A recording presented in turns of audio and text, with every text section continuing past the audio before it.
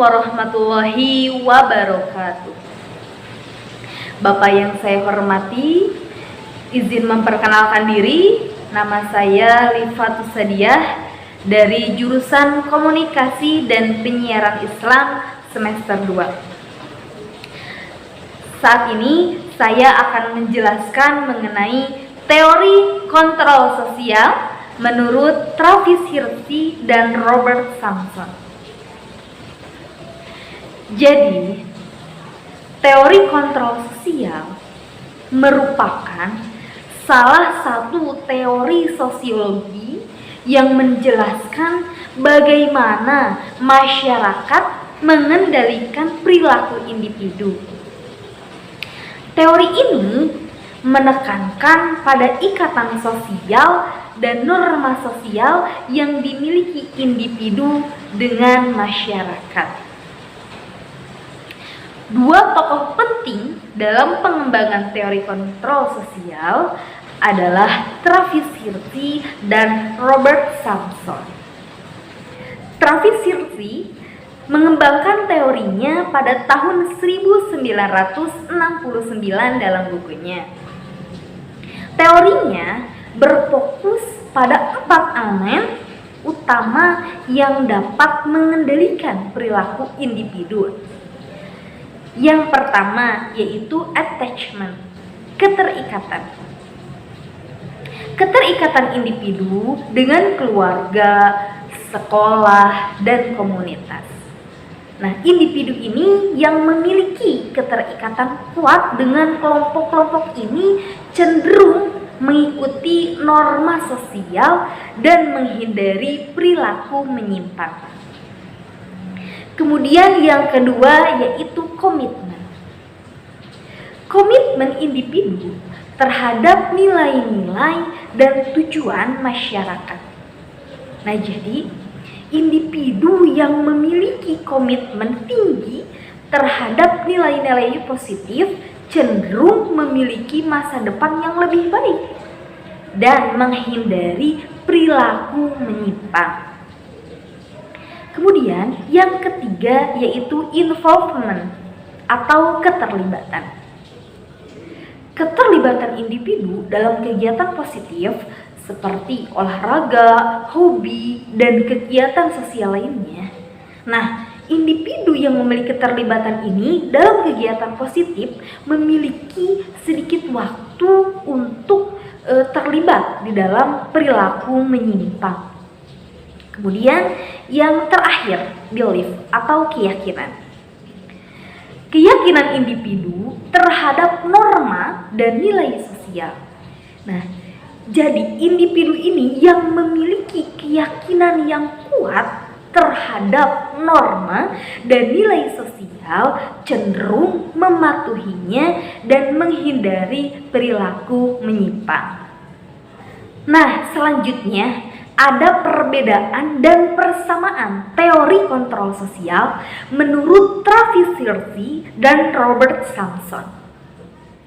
Apa persamaannya?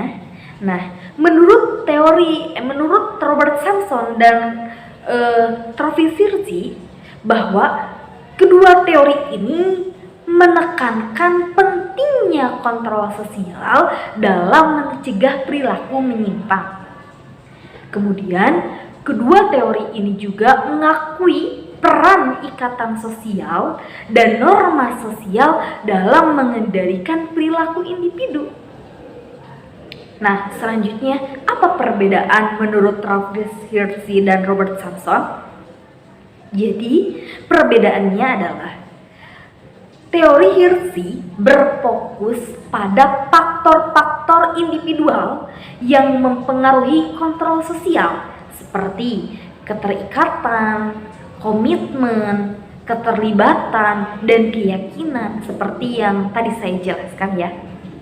Nah, menurut teori Sampson berfokus pada faktor-faktor struktural, lebih ke faktor eksternalnya ya, yang mempengaruhi kontrol sosial di komunitas seperti ketidakmampuan kolektif, ketidakhomogenan sosial, dan kurangnya kepercayaan sosial.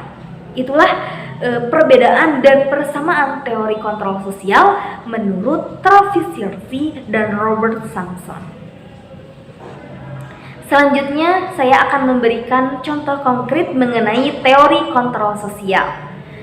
Nah, menurut Travis Hirschi tadi ada 4 elemen utama, yaitu keterikatan, komitmen, keterlibatan, dan kepercayaan. Nah, yang pertama contoh dari keterikatan. Misalkan nih, ada seseorang yang bernama Andi. Nah, si Andi ini memiliki hubungan yang kuat dengan keluarganya. Ia merasa dihargai dan dicintai oleh orang tuanya, yang membuatnya enggan melakukan hal-hal yang dapat mengecewakan mereka. Selain itu, Andi juga memiliki hubungan baik dengan guru dan temannya di sekolah. Nah, ini contoh mengenai keterikatan antara Andi dan gurunya semasa misalkan di sekolah. Nah, itu akan mengurangi si Andi ini untuk melakukan hal-hal yang menyimpang. Kemudian contoh yang kedua yaitu komitmen. Misalnya adalah si Andi ini memiliki komitmen yang tinggi terhadap pendidikannya. Ia bertekad untuk masuk universitas ternama dan mengejar karir di bidang teknik misalnya. Nah, karena komitmen ini, si Andi ini menghindari perilaku yang dapat merusak reputasi akademisnya, atau menghalangi jalannya menuju masa depan yang diinginkannya. Karena dia ingin mengejar masa depan, sehingga dia akan menghindari hal-hal yang menyimpang. Kemudian contoh yang ketiga dari keterlibatan atau involvement. Nah, misalnya adalah Andi ini aktif dalam kegiatan sekolah seperti masuk ke dalam klub sains atau tim basket. Nah, ia juga akan terlibat dalam kegiatan sosial di komunitasnya, seperti menjadi relawan di panti asuhan. Nah, keterlibatan inilah yang membuat waktu luang Andi ini terisi dengan aktivitas positif, sehingga mengurangi kesempatan Andi ini untuk melakukan kegiatan-kegiatan yang kriminal atau kegiatan-kegiatan yang menyimpang, karena waktunya itu habis untuk kegiatan-kegiatan yang positif seperti yang di tim basket, seperti keterlibatannya dalam komunitasnya, seperti itu. Kemudian yang terakhir yaitu kepercayaan atau belief. Nah, misalnya si Andi ini percaya pada nilai-nilai moral dan hukum yang diajarkan oleh keluarganya dan sekolah. Nah, karena si Andi ini memiliki keyakinan kuat bahwa mengikuti aturan dan norma sosial adalah penting untuk kehidupannya yang harmonis dan sukses, sehingga si Andi ini tidak akan melakukan hal-hal yang negatif atau hal-hal yang kriminal, karena dia ini memiliki kepercayaan pada nilai-nilai moral dan hukum yang diajarkan oleh keluarganya misalnya. Nah, itulah contoh konkret dari 4 elemen utama menurut Travis Hirschi. Baik, terakhir dari kesimpulan contoh konkret ini bahwa melalui 4 elemen teori kontrol sosial menurut Travis Hirschi, si Andi ini menunjukkan bagaimana keterlibatannya yang kuat dengan keluarga dan komunitas, kemudian komitmennya terhadap pendidikan, kemudian keterikatannya dengan keluarga, guru, dan sekolah misalnya, kemudian kepercayaannya pada nilai-nilai sosial dapat mencegah dari terlibatnya si Andi ini terhadap perilaku kriminal atau nilai-nilai yang negatif.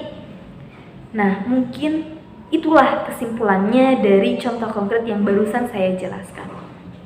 Baiklah, mungkin hanya itu yang dapat saya sampaikan mengenai teori kontrol sosial menurut Travis Hirschi dan Robert Sampson. Mungkin hanya itu yang dapat saya sampaikan, kurangnya mohon dimaafkan. Wabillahi taufiq wal hidayah. Wassalamualaikum warahmatullahi wabarakatuh.